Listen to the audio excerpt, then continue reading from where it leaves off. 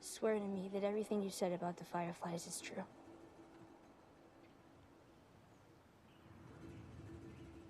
I swear. So that was a fucking lie. It's rare for an adaptation to stick the landing in the modern era, given most writers and producers focus more on subversion and woke messaging rather than telling a compelling story while creating a faithful adaptation. I'm talking to you, Rings of Power. When you tell them that Sauron lives because of you! And you will die because of me!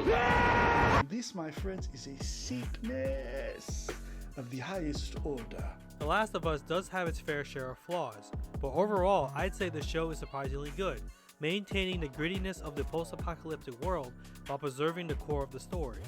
The final episode of this season was the shortest and most heavy-hitting episode, and it is pretty much a carbon copy, if not more brutal adaptation of the original game's ending. This episode opens up with another flashback showing a pregnant woman fleeing from an infected. Doesn't take much to realize this is Ellie's mother, Anna, played by Ashley Johnson. It's one thing for the original voice actress of a character to star in an adaptation, but it's another thing for that actress to play the mother of said character. That's right, Ashley Johnson, the original voice actress of Ellie, plays Ellie's mother in the adaptation. Ellie gave birth to Ellie. Now that's some hardcore meta. Am I the only one aroused right now? It's like, you know what I'm saying? Anna is a firefly and is seeking shelter at a firefly outpost while going into labor. She fends off against an infected and ends up giving birth to Ellie without realizing it. That's not how it works. That's not how any of this works. However, she is bitten and quickly cuts the umbilical cord to spare Ellie, though we can assume this may have something to do with Ellie being immune. More on that later. Marlene and the Fireflies arrive. Marlene and Anna were friends long before the apocalypse, so Marlene decides to take Ellie back to Boston where someone could raise her, and Mercy kills Anna before she can turn. Back in the present, Ellie and Joel arrive at Salt Lake City in hopes of finding the Fireflies. There's some tension between the two, as Joel does everything he can to cheer up Ellie. However, you can tell their journey has finally taken a toll on Ellie, and not only that, but she clearly has doubts if a cure can be made from her. Joel suggests she doesn't have to follow through if she doesn't want to, and they can go back to Jackson with Tommy. Ellie explains if she goes back, then their journey would be for nothing, thus they must see their journey to the end. Later at a medical camp, Joel reveals how he got the scar on his head. In episode 3, Joel explained he was shot by someone but missed. But the truth was he attempted to end his life after losing his daughter, but flinched at the last second. The two of them express they are grateful Joel failed. The Fireflies ambush them, and they are both knocked out. Joel wakes up in the hospital where Marlene explains they were being cautious because a lot of Fireflies died en route to the city.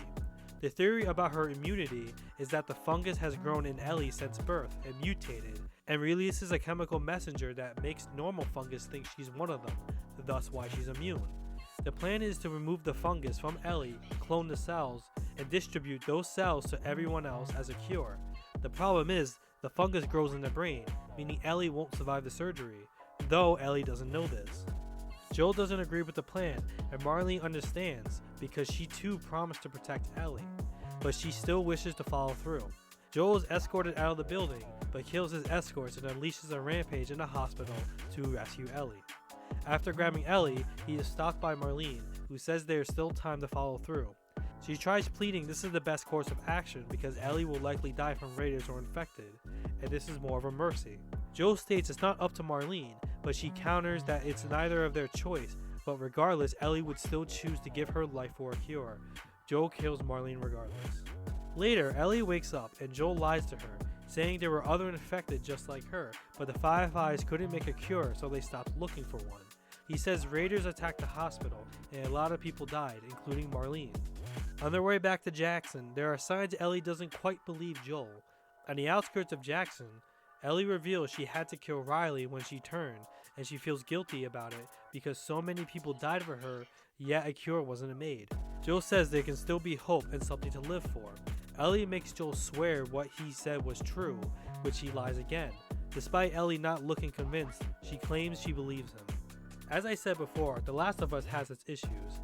When it comes to adaptations, there's always a discussion of whether the adaptation needs to be faithful as the original as possible, or if the creators of the adaptation have liberties to make changes. The Last of Us is a bit of both. Joel and Ellie's journey is almost beat for beat of the game, including certain scenes that are almost exactly the same as they were in the game. The effects department did an excellent job recreating the setting of the world and bring to life the infected. Joel and Ellie's journey is heartwarming. There is a reason The Last of Us is still praised for storytelling even though it's been a decade since its release. But even though the show is a faithful adaptation, it still has its flaws. Joel in the game is a more stoic, rugged man, whereas Joel in the show is more emotional, softer, and older person whose body has taken a toll. Ellie in the game puts on a tough girl act, but is actually dependent on Joel, whereas the show is quick to show Ellie can handle her own, but then she still relies on Joel later in the show. The show focuses on either action or drama, and has trouble balancing the two. There's little conversation or morality in the show, never testing the characters on an ethical level.